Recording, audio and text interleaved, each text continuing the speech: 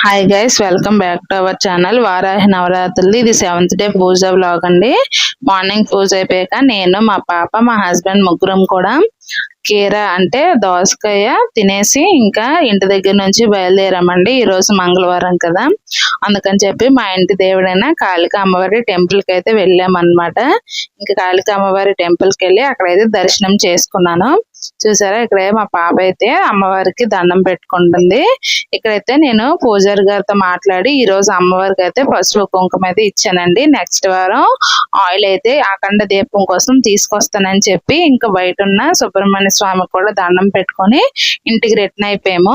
ఇంక వస్తున్నప్పుడు దారిలో అయితే పెద్దగా వర్షం అయితే పడిందండి.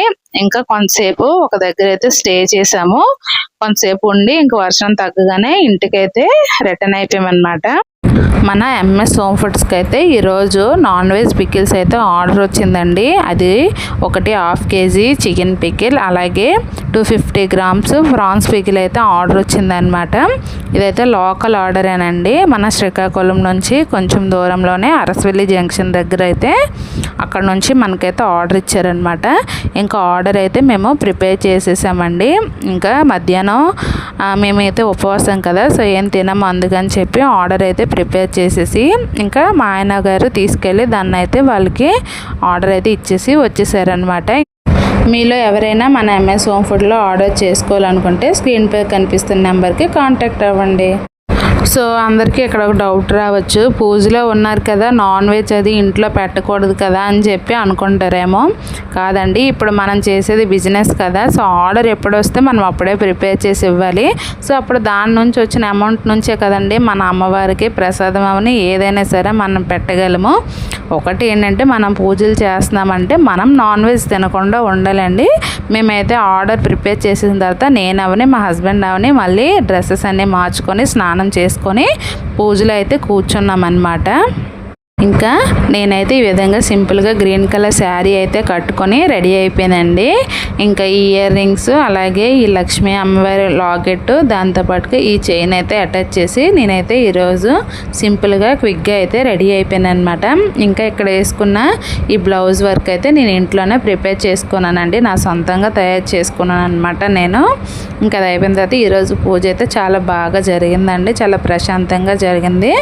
ఈరోజు వచ్చేసరికి నేను అమ్మవారికి అయితే 27 యాలకులతో కూడిన మాలను అయితే సమర్పించుకున్నాను.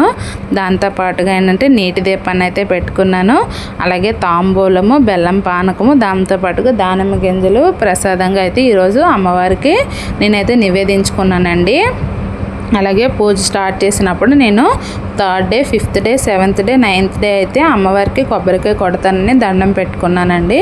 ఇంకా అదేవిధంగా ఈరోజు 7th డే కదా, అమ్మవారికి అయితే కొబ్బరికాయ కూడా కొట్టుకొని ఇంకా అమ్మవారికి అయితే నివేదించుకున్నానండి. ఇంకా లాస్ట్లో అమ్మవారికి అయితే ధూపం వేసి ఈ విధంగా అమ్మవారికి అయితే చక్కగా మంగళహారతి అయితే ఇచ్చి పూజను అయితే ఎండ్ చేసామన్నమాట. ఇంకా పూజ అంతా అయిపోయిన తర్వాత అయితే నేను, మా హస్బెండ్, మా పాప, అలాగే మా మదర్ అయితే కలిసి నలుగురం కూడా తీర్థ ప్రసాదాలు ఇవన్నీ కూడా తీసుకున్నామండి. ఇంక తీర్థ ప్రసాదాలు తీసుకున్న తర్వాతే మేమైతే ఉపవాసాన్ని ముగిస్తామన్నమాట. ఈరోజు డిన్నర్కి వచ్చేసి నేను ఈ విధంగా బిర్యానీ, అలాగే పన్నీర్ కర్రీ అయితే చేశానండి. కొంచెం హెల్త్ బాగాలేదు కదా, నోటికి మంచిగా ఉంటుందని చెప్పి ఈ విధంగా చేసుకున్నాం. ఇదేనండి ఈరోజు వ్లాగ్ వచ్చి.